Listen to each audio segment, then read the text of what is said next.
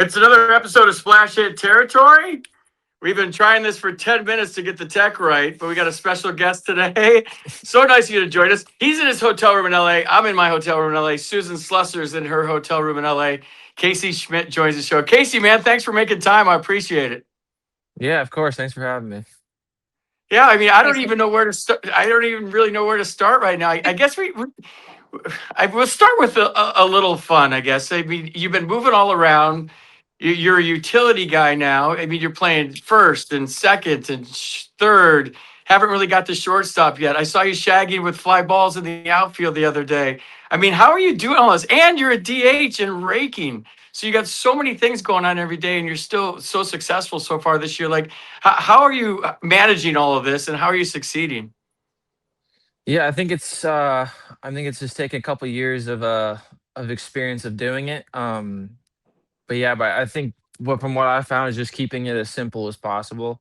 And not overcook it. I think, before I would maybe overcook things a little bit, with kind of just the moving around. But I think just keeping it as simple as I can is just really helped me out a lot. Yeah, that's a great attitude to have. Do you mind if I share the funny story we talked about on the bench the other day with your glove? Because I think it's awesome. Yeah. So you were telling me that all of a sudden the Giants said we want you to shag in the outfield. You panicked a little bit and you ordered a glove on Amazon. One of the best stories I've ever heard. Could you share that with us right now? Yeah. So I ordered two. I ordered one with my agent, and then I ordered one on Amazon just so I could have, two, so I could see which one I would like better. And then it turned out the one that I ordered on Amazon, I ordered it to be, it was a left-handed glove on accident. Yeah. So it was kind of it was a little bit of a mix up, but I returned it, so we're good. Well, I talk, mean, talk. Yeah, go ahead, Susan. yeah, Casey. I mean, you're multi-talented, but you're not ambidextrous yet. But maybe you could work on that. Yeah, How is that how that are that may things be an off season. how are things going in the outfield? Do you feel comfortable there? Could you play there in a pinch? Yeah, I think so. I played there, and it's obviously different. But I played there my first 2 years of high school. I had some experience playing left, right, center. So it's foreign, but it's just taking a little bit of reps is kind of get me back in the move of things. Obviously the balls go a lot higher. um, but yeah, I mean, I'm feeling good out there. It's feeling more comfortable every single day. I've been making sure I'm out there with Jason, and just doing things to be out there, and yeah, just get as comfortable as I can be out there. Dude, it would be sick to see you play right one game and just see the cannon unleashed, like let it eat on a medium fly ball on a sack fly. I want to see that. Yeah, we'll see if I get the opportunity for that one. Casey, Casey, talk about D. do you order any other stuff off the internet? Like, do you order all your equipment off the internet? Um, sometimes this off season, I found some really like cool like Nike cleats that were orange that were from like the last year's model, and I really liked the last year's model, so I found like 3 or 4 pairs on eBay, and I just got them. I got them, and I stored them in my room, and now I'm using them for the season. Very resourceful. Yeah. And I think we've determined that Casey Schmidt is addicted to Amazon and eBay in the show. Yeah, but hey, man, didn't Ernie Clement for the Blue Jays get his glove off eBay and he said it's the best glove he ever had? Something like that, I remember. Yeah, I heard that story during the World Series. Yeah, I remember them talking about that on the broadcast. Casey, talk about DHing. That's not an easy thing to do, especially for a younger guy that's can play any position, play at a high level. And your routine and how you've kind of embraced this thing, because you talk to guys that have DH, some will say you don't feel like you're part of the game. It's like four pinch hits. Like, what's your routine and how have you adapted so well to being a designated hitter? Yeah, I think I mean the first time I did it, or the first time I did it this year, we were in I think we were in Baltimore, and I've told this story a couple times where the cage, you know how far like the cage is from, the actual like clubhouse and like the dugout in the tunnel, right? So that was the first time I was doing it. So I was like in my head, I'm like, okay, I'm gonna go to the cage, get loose every single time, and then get ready for my at bat, right? Well, turns out I was getting ready to hit, and the inning end, and so I was like, okay, I got time to go to the cage. So I go to the cage, and by the time I got there, it was like already like 1 out in the inning, and I was like, well, that's not good. So I took a couple swings off the tee. And I was like, okay, this. I was like, this is this. And then I gotta go. I'm like watching on TV. There's 2 outs. I'm like, and I'm leading off the inning. So now I'm like sprinting back. I'm sprinting back to the dugout, and by the time I got there, it was already the 3rd out, and I'm like already putting my stuff on. I'm like breathing. I'm like out of breath, like going up there to hit. And yeah, I was like, and so I am getting a double. I am getting a hit, and then I was like, okay, I can't do that again. That was just way too. That was too much exercise. It was funny because it was me and Drew. Like we were like running to the cage, and it was so far. Um, but yeah, then after that, we ended up just putting a tee and then a net in the locker room, and so from that point, I was just like, okay, I'm just gonna do warm up swings in the tee in the locker room, just keep it as simple as possible, and I just did that, and it's had some success with it. And it was just keeping it simple, and I'm not over, not overcooking it. Just going up there and just hitting off the tee and just keeping it as simple as possible. And yeah, now I just kind of just been doing that when I DH. Just go in there, hit some off the tee. Keep them low off the low liners, and yeah, just go from there. It's so funny, Casey, because you'd been there pregame that first day in Baltimore. I think you'd been out that way, and you went Mhm. walking past me. I was waiting to go get in and talk to Craig Albernas in Baltimore, and you were like, "It's so far, so far to the cages." And I kind of gave you like a, "Oh, poor baby, are you going to be okay?" I didn't realize that was going to be like a formative moment for you, DHing. Yeah, I came back, and I was like in the middle of the game, and I was literally out of breath. That's So funny. for everybody watching this in Baltimore, there's a bunch of steps that go down to the clubhouse. Then there's the clubhouse. Then you go outside the clubhouse into the tunnel, into the hallway that you enter the clubhouse, and that's where the cage is. So that's a long way for Casey to get all the way through the clubhouse, down the stairs. So it is a hike, and it sounds like well, you should And just through made the it your and through the whole entire thing, on the other yeah. side of the stadium, through the The tunnel. other the other side of the stadium. So Yeah. it's a long way. Before we get to the ball club, Casey, I want to ask you: do you think of yourself as a utility player, or because you're just trying to help the team win right now, or do you see yourself someday being a Gold Glove quality third baseman? Because that play you made on Mookie Betts last night, dude, that was 106 off the bat, and you just went to your left backhand, boom, feed to second, double play on a really fast runner. I think you could be a Gold Glove third baseman. Do you see that in your future, or do you just whatever it takes right now?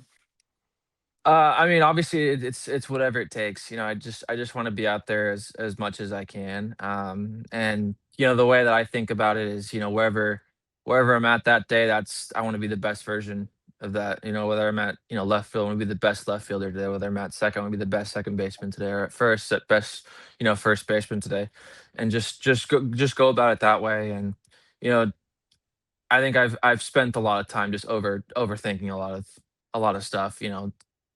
Throughout the beginning of my career. So I think just going out and just keeping it simple. And yeah, not looking too far in the future, not looking, in the past, but just kind of just staying even keel.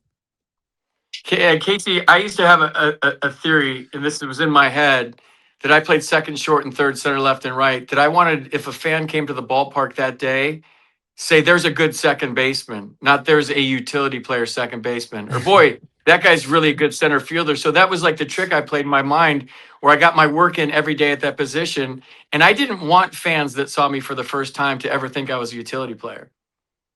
Mhm. Yeah, yeah, that's kind of just how I think about it. Is just wherever I'm at that day, that's what it is. That's who I am today. Yeah, and you're doing a great job at it. Talk about the ball club right now. I mean, a couple of great wins in Los Angeles, the 12 inning walk off at home. the vibes in the clubhouse. You guys seem to be playing with a lot more energy, a lot more excitement, a lot more enthusiasm. You fist pumping at first the other night when you tomahawked the base hit to left center field. Jung Hoo screaming on second base last night after his double. It seems like you guys are starting to take on the personality of your manager a little bit. Did he say something, or has this thing changed? But you guys are playing some really good baseball. Yeah, I think it's just been, we were just waiting for that one moment to kind of just to get everything going. And I think the last series is kind of what got us there. And I think we just could just continue to build off of that. And it's just been it's been a good vibe. We're a really tight group, and we all love being around each other, and we're all rooting for each other, and we're all having a lot of fun. And just keeping it as simple. I keep saying simple, but that's kind of the main thing is, and just to go out and have fun and be competitive, and just to play hard. And that's what we're doing right now. And it, like I said, it felt like it kind of started with that last series, with that walk off that Jesus hit, and it's kind of just brought us all in. And now I feel like we're starting to kind of find ourselves. It's funny, Casey, because you guys had that terrible road trip, obviously, and losing a doubleheader in Philly, and then not great games in Tampa. And I remember thinking, and I might have even written like this almost feels like one of those. This is rock bottom. We're going to look back and remember this after things turn around. Did it kind of feel like that's to you guys? Like, all right, now we really. That then there was booing at home on Saturday night. Willie Adames said something to the effect like, you know what? I have not heard that from home fans ever. And he's like, I understand why they did it. He's like, I deserved it. Like, we haven't been playing well. And he felt like that kind of kicked him into gear. How did you feel about all of that? Yeah, I think going back to that Philly series, it was obviously, it was tough. There was the games were so close, and we just didn't get the big hit, and they ended up getting the big hit. Um, but yeah, yeah, the booing at home, that's obviously not something you want to hear. But I think that's it's got us going a little bit, because we want to go out and we want to put on a show for those fans, and we want to win for them. And we're doing everything we can. And yeah, we feel like right now we're in a good spot where we're kind of finding who our identity. We feel like we know who we are. Are you in there tonight against Otani? No, not tonight. I'll probably be in there a little later. You will. You'll be somewhere a little bit later, maybe a big pinch hit late in the Yeah. game. Hey, you talk about you guys loving each other. Your outfield really loves each other after a win. That was they're real close, and that was I thought it was hilarious, but apparently Major League Baseball didn't think it was hilarious. But did they talk to you guys yesterday to say you got to clean it up a little bit? I mean, from what I know, it's from the rule is 3 pumps. That's what I've known. That's what I've heard. Um, I mean, it happened to Rico during the season in Yeah, Carolina. I watched the video this morning on the group chat, and I was dying. There's a video with this comedian, and I'm drawing a blank on his name, where he scores touchdowns, and it's a parody thing. It's And it's a Key and Peele sketch. yeah, yes, and if you do 3 pumps, it's a penalty. And anyways, we're getting deep in the weeds right now. But yeah, I liked the bow last night. That was cool. I think it'd be cool. You know how the Mariners do the thing where they do the kicks? I think it'd be cool if you guys all got together after the game and did that and really spice things up a little bit. Yeah, they're starting to take like classes so they're gonna start doing some good stuff. Oh, it's good stuff. Susan, you I got just one made more it for up. Casey, so we can let him go. Well, I mean, it's the Dodger series. I feel like, a little remiss just to not, you mentioned Otani, but, they're a little bit down now. Tony Vitello has talked about the importance just of winning divisions and games. How do you guys look at these series, especially, you guys get off to a rough start, but now you're playing well. Is there a sense like the Dodgers games do mean a little bit more, either just because of the division or because it's the Dodgers?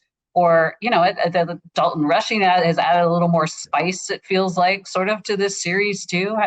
The Dodgers, are they still special? Yeah, I mean, I think the big thing is you don't want to look into the other dugout and you know be like, oh, it's this team, or oh, it's that team. You want to play to the level that you're capable of playing. And I feel like for us, we're playing at the level that we want to play at, and it doesn't matter who's in that other dugout. We want to go in there, and we want to get that game. Well, I got one more. Take me in the dugout when Haas hit his second home run last night. Were you guys losing your minds? Oh yeah, we were freaking out. I called the first one. You can ask Hunter, you can ask Ting, you can ask them. I said I have a Haas homer right here, and he hit, and then it was literally 2 pitches later. He swings, and I looked at him and went, "Yeah, I told you, called it." I didn't. The second one was good, but man, he almost had that third one. He almost had I three. mean, the third. I mean, 108 to center. That's got to go. Late in the game, you played enough games at Dodger Stadium. When it gets cold, it's late, the ball goes nowhere. You got to hit your taters early. When you hit your grand slam last year, that was earlier in the game, wasn't it? I want to say it was probably like the fifth or sixth, maybe. I think it was like my second at bat or something. Yeah, there you go. But That's early it enough. was yeah. All right, But Case. man, Well, thanks. I thought that one was gone. The one to center. I did too. I was laughing during the broadcast in the middle of John Miller's call because I thought he had his third, and we were saying if you got two, you're playing with house money. You got to try for three, and that was with two strikes. That was his I two know. strike approach, and he almost went deep. That was awesome. Gosh, that would have been great. But yeah, two homers is pretty cool. It is. Well, it's pretty cool that you came on here today, Case. We really appreciate it, man. I'll see you at the yard in a little bit. Great job. You're killing it. Keep it up. Keep it simple, baby. See ball, hit ball, catch ball, throw ball. Keep it simple. You're doing a great job. We appreciate you coming on. Yeah, Thank you. you, Thanks for having me Casey. on. Of course. Thank All you. right. All right. Casey Schmitt joins the show today. Now we got a quick commercial break, and we'll get back to you after this. This episode is brought to you by FanDuel. Baseball fans, the MLB season is in full swing, and FanDuel is giving you a chance to call your shot with daily dingers. Joining the action is easy. Just make your free pick on who's hitting a home run in their game, and if you're right, you'll get a profit boost to use on your next bet for a chance at extra winnings. It's just another reason why FanDuel is the home of home runs. So, are you ready to play your game? Head over to FanDuel.com/podcast to get started. That's FanDuel.com/podcast to opt in for daily dingers. Make your free pick on who's hitting a homer. Play ball. Swing for the fences on FanDuel, an official partner of Major League Baseball. No purchase necessary. Opt-in required. Bonus issued as non-withdrawable profit boost tokens. Restrictions apply, including any token expiration and max wager amount. See terms at sportsbook.fanduel.com. Gambling problem? Call or text 1-800-GAMBLER. What a great guy, Casey Schmitt, coming on today. That was outstanding stuff. He makes me laugh every day at the ballpark, man. We have some good chats. And as you know, too, Susan, you talk to him a lot. He's a great kid, and he's easy to root for. So I'm glad the Giants kept him, and he didn't get traded, and now he's turned out to be one of their best hitters so far this season. The game last night, I mean, let's talk about that a little bit. Yamamoto, they faced him twice. They scored 3 runs in the first last time. They got 3 more runs on him yesterday, so 6 runs in 2 starts. Nobody's ever homered twice off Yamamoto. There's never been back-to-back homers off Yamamoto. He's never given up 3 home runs in a game. Our text chain for the broadcast was awesome last night because it kept having Yamamoto history, but it was bad history, and we were enjoying the whole thing. So another big win for the Giants last night. They've won the first 2 games of this 4-game series. Yeah, that was, you know what? I do think it's significant, Again, sorry, it's a little loud where I am right now with trying to get good Wi-Fi in LA. Impossible. So I'm gonna let you do most of the talking here. But yeah, I mean, I think winning 4 of the first 5 against LA for a team that's been down, but this division, like, nobody is really making an early move. Like, it's not like the Giants are out of it by any means. After that rough of a start, this could be a really interesting season. And I do wonder now, the Giants have made a bunch of moves. And you kind of wonder what's next. What's Buster Posey going to do next? If he thought that they were out of it, it might have been very different. But I don't think that they are out of it, and I'm not sure that they will be at the deadline. So that could change. If the Giants don't want to lose somebody like Luis Arise or Robbie Ray, they want to keep playing well, even just for that reason, if not for winning the division. But I think they're starting to show what we expected more coming out of spring. During the spring, I had lots of scouts saying, this is a good team. Keep an eye on the Giants. I think they're going to contend. This is, I think, more what all the media and all the scouts were seeing. Yeah, I mean, the bottom line is the stars got to be the stars.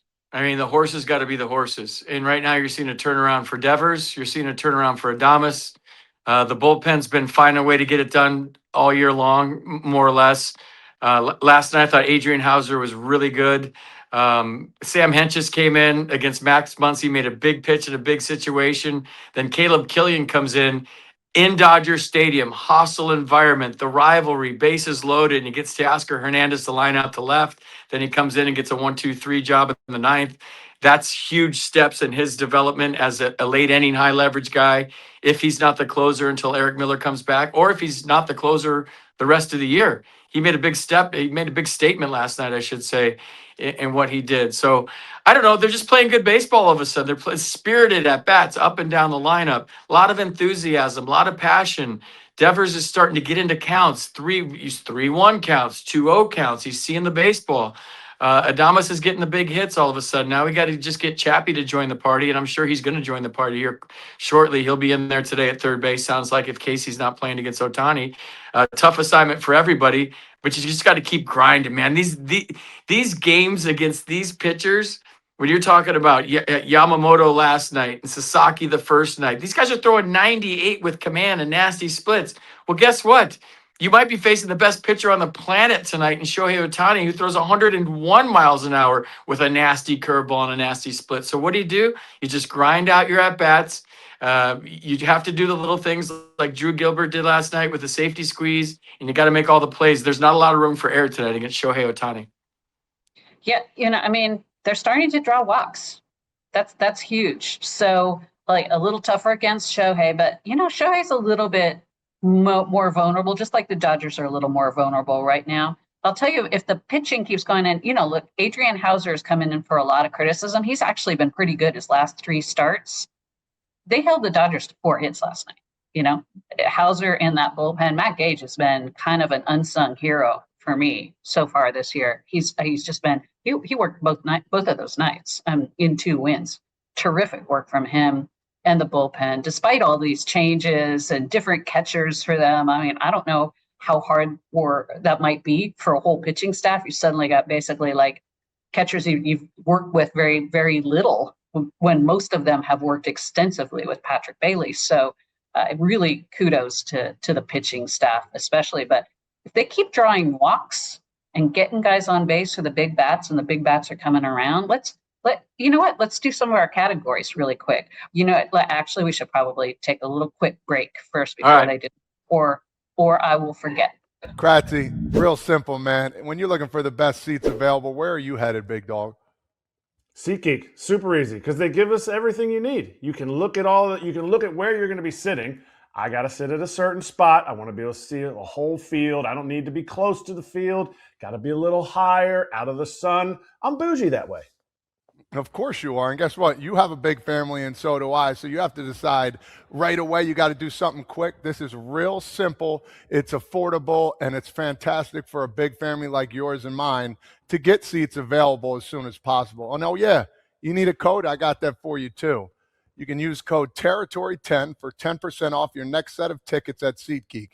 That's 10% of any tickets with promo code Territory10. Make sure you click the link in the description to download the app and have the code automatically added to your account so you can use it later. With over 35 million downloads, SeatGeek is the #1 rated ticketing app. Thank you, SeatGeek. All right. Thank you, SeatGeek. All right. Quick wrap here. We got to get going.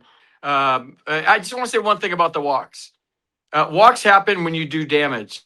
If you're not doing damage as a ball club, there's no reason to pitch to the corners or try to get tricky. You just come right after guys.